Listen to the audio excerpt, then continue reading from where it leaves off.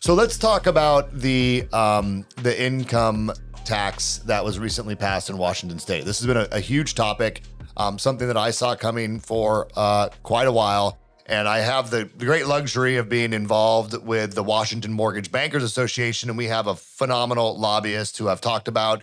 I'm really big into advocacy, but one of the things that was on my radar very early was even before the governor announced that this is what they were going to do. This was kind of whispered about, and I was thinking that it's no way. Like, there's no way that's what I thought too. going to happen. But I was pretty early on. I think I shared this with you. Yes. I'm like, dude, it's gonna go. They're gonna get it through. Hold on, let's lay the truth on the table. I said, I don't believe it's going to happen. Tony says it's absolutely happening. Yeah. And there's good thing we didn't lay wagers because I clearly lost. Yeah. Well, I just knew, how committed they were to getting that across the finish line. Now, the story's not over there, but I feel like people are acting like it is. And I'm wondering your perspective on this. I know you've done some episodes on your podcast about this. Yeah. And do you think that people, and when I say acting as if it's going to go through, we're talking listings. We can talk more about the actual numbers here, but I mean, people are leaving the state. People are frustrated. Capital flight is real, and it's already happening. Right. And so if all this thought is around, hey, we know this is currently viewed as unconstitutional per the Washington State Constitution. Yeah. The Supreme Court of Washington State has ruled on this many, many years ago. It's been voted down by the people 11 times, but yet people are still acting like it's going to happen. Do you think that's because it's going to actually happen, meaning they're going to challenge us in court, which they're already doing, and the Supreme Court is going to overturn, that 93-year-old ruling that says that income in Washington State is considered property and then needs to be taxed like property. And what they're hoping to happen is they change that to more of an excise tax type of a structure, like we saw with the capital gains tax that was passed here in Washington State. So do you think it's that people assume it's just going to get pushed through, or do you think that it's just shows where the leadership of this state is? And if it's not this, it's going to be something else. And people are just like, look, I'm done. So I would say we're seeing a combination of all the above, Tony.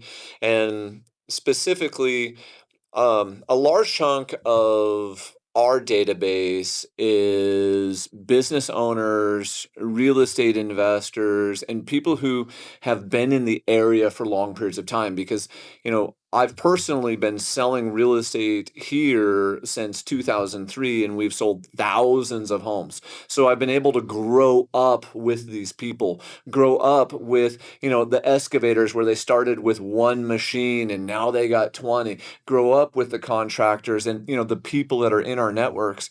So what we're seeing, I think, is a combination of things. It's one, that they are fed up with the consistency of feeling attacked. COVID made people feel attacked. It felt like rights and liberties were being taken away and people were being told what to do. Then it just keeps continuing. And so this is one of those things that even if it does get overturned, I think a lot of people, as this has started to become the straw that breaks the camel's back, because Bob Ferguson said basically, hey, I'm not going to raise taxes. And he campaigns on this. Then he comes in and he says, I can't agree with this millionaire tax unless these things happen. He never got those things and he just turned around and signed it. Right. And the year before, he passed the largest tax increase in Washington State history. And what we're feeling, because not only do I have people in our database and our network and our subscribers, our listeners that are business owners, but I have a lot of blue collar people, just salt of the earth who have been here forever. And so we've got the gamut, right? We've got the gamut of, hey, I just, getting by and then I'm slaying it. Everyone on that spectrum, though, is feeling pinched. And because they're feeling pinched, and this isn't Washington's problem necessarily, this was definitely more of a federal government problem when we printed so much money, but then Washington State itself has exacerbated the issue by B&O tax, by L&I, by sales tax, increase, the sound transit, blah, blah, blah, blah. So it's all these things being stacked on top of each other. And then they go, and here's a millionaire tax. But we're seeing people leave who aren't even millionaires. Right. And the reason for that is they say, wait a second. Washington State has never met a tax they didn't like, never met a tax they didn't increase the rate or who it was given to. All you have to do is go back and look through our history. We've never taken taxes away.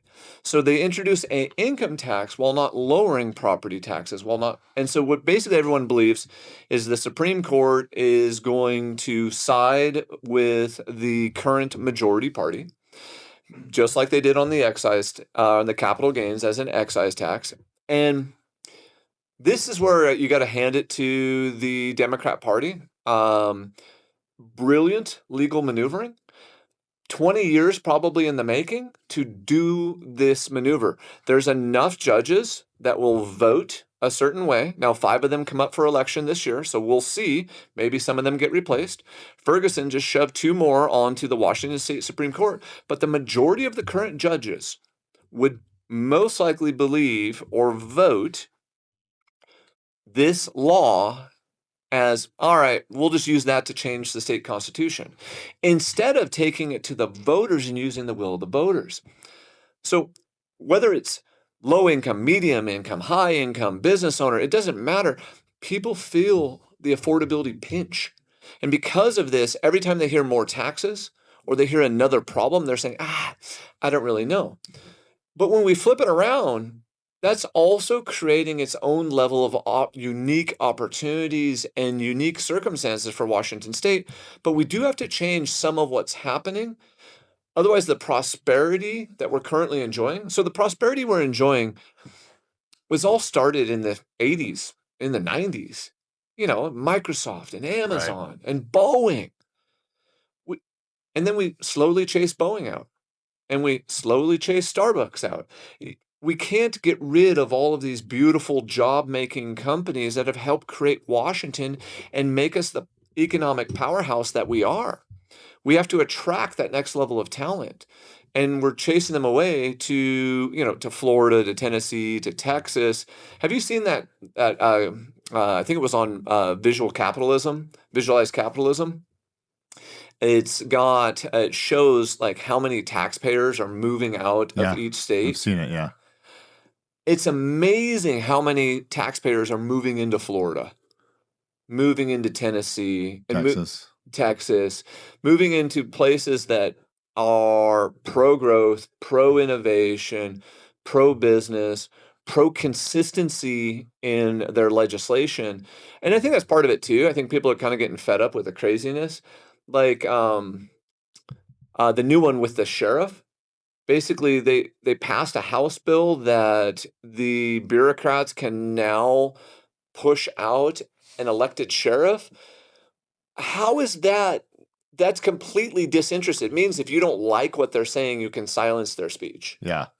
Yeah, I think it was the Bureau of, I don't remember who has the authority now to remove them, the training or something like this. But they also can change. It also changes the qualifications for who can even run to be elected as sheriff, which it's an elected, position. So there's people that are currently campaigning for to be sheriff that now technically, if with that change, can't run, and are eliminated from the deal.